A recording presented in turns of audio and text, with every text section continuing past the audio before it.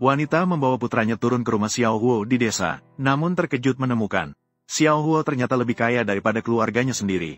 Begitu masuk, putri Xiao Huo dengan antusias memberikan sebagian perhiasan emas dan perak sebagai hadiah pertemuan. Dia juga memilih sebuah rubi seukuran batu kerikil dan mengenakannya di lehernya. Setelah itu, dia dibawa masuk ke dalam rumah. Di hadapannya ada ranjang penuh dengan tas edisi terbatas.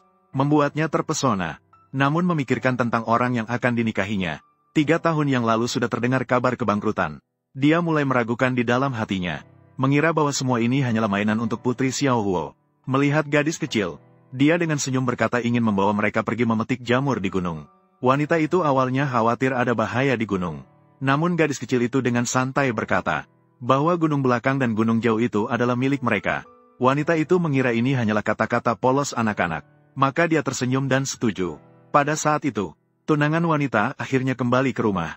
Dia tidak sabar untuk bertemu dengan calon suaminya. Begitu bertemu, dia tertegun. Bulan lalu, pria ini pasti akan membantunya.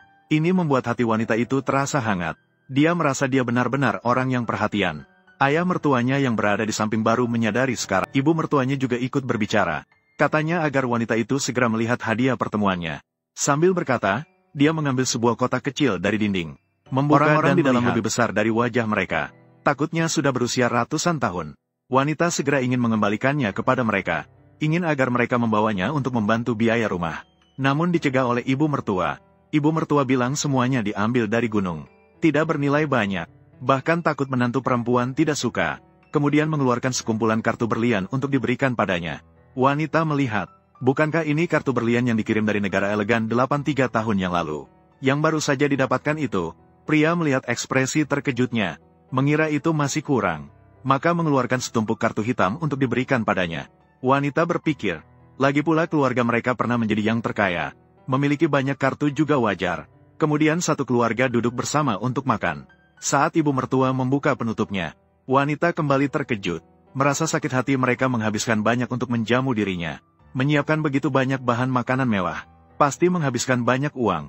Namun ibu mertua tersenyum dan berkata semua ini adalah peliharaan keluarga. Tidak berharga. Hanya mendengar bahwa menantu perempuan suka makan udang. Jadi dia mencoba setiap cara memasak udang. Membiarkannya makan sebanyak yang dia mau hari ini. Wanita sangat terharu mendengar itu. Merasa tempat ini lebih seperti rumah daripada tempat yang pernah dia tinggali dengan ibu tirinya. Lebih seperti rumah. Malam pengantin. Wanita sudah siap untuk menjadi istri sejati pria itu. Namun pria itu ingin membuatnya tidur dengan nyaman. Mengusulkan untuk tidur di sofa malam ini. Wanita melihat bahwa dia tidak memiliki niat untuk menyentuhnya. Lalu bertanya apakah dia keberatan jika dia sudah memiliki anak. Pria itu segera menjawab. Dia hanya ingin memberinya. Setelah pernikahan yang sederhana. Melanjutkan ke langkah berikutnya. Tanpa disadari, putri pria itu adalah putrinya yang hilang secara tidak sengaja. Putri kandung. Wanita berkata bahwa dia tidak peduli tentang perayaan pernikahan. Karena dia sudah mengetahui berita kebangkrutan keluarganya.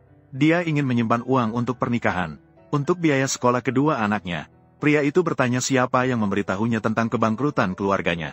Wanita menyatakan bahwa semua orang mengatakan hal yang sama. Itu karena ayahku sudah tidak sehat beberapa tahun lalu. Kenangan kembali ke saat keluarga kita belum berkembang. Hari-hari tinggal di desa. Jadi aku membawanya kembali ke sini. Wanita ini baru saja menyadari. Lalu bertanya tentang keadaan kesehatan ayah mertua dan ibu mertua. Pria itu tersenyum dan berkata, ibumu mertua, ibuku. Jadi, aku punya ibu mertua seorang dokter ajaib. Mendapatkan ayah mertua seorang master lukisan tradisional. Dan mendapatkan suami seorang orang terkaya. Keesokan harinya, gadis kecil itu mengajak keluarganya pergi ke gunung untuk memetik jamur. Tak disangka, gadis kecil itu tiba-tiba bertemu sepasang kekasih yang tersesat. Perempuan licik itu dengan kasar menanyakan arah kepada gadis kecil itu. Gadis kecil itu melihat dia tidak sopan. Maka dia tidak menghiraukannya dan pergi. Entah mengapa, perempuan licik itu merasa malu dan marah. Dia dengan kasar merobek keranjang jamur gadis kecil itu. Dia bahkan menginjak-injak jamur yang dipetiknya. Melihat itu, gadis kecil itu langsung marah. Dia mendorongnya dengan kuat. Lalu segera berteriak minta tolong.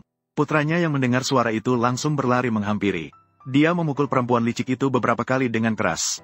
Membela adiknya. Saat itu wanita juga sampai di lokasi. Tak disangka, yang menyulitkan anak itu adalah adik tirinya sendiri. Dia meminta adik tirinya untuk meminta maaf atas perbuatannya yang merusak jamur putrinya. Dia akan membayar untuk rok itu. Namun tunangan adik tirinya justru bersikap sok kuasa saat itu. Mengeluarkan 1000 yuan dan sembarangan melemparkannya ke arah wanita. Adik tiri perempuan juga semakin angkuh. Dia berkata bahwa gaunnya bernilai 100.000 yuan. Keluarga mereka yang sudah bangkrut selama 3 tahun bisa membayar apa? Lalu bagaimana jika saya memberitahu kamu? Keluarga yang harus membayar tidak bangkrut.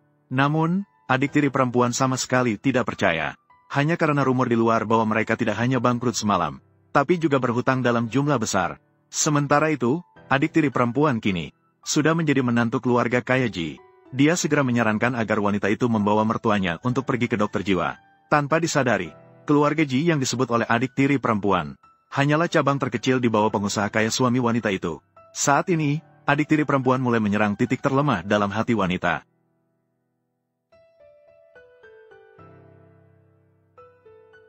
Wanita itu sedang ingin membantah. Namun, dia melihat mertuanya memegang kapak dan memaksa adik tiri perempuan untuk meminta maaf.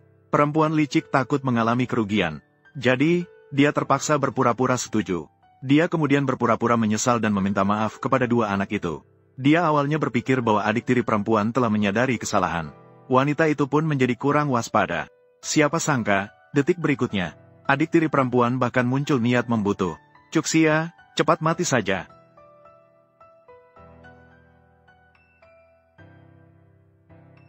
Cepat bangkit. Jika ada kesempatan lagi, dia akan menghindar darimu. Wu Niancheng, bukankah kau sudah bangkrut?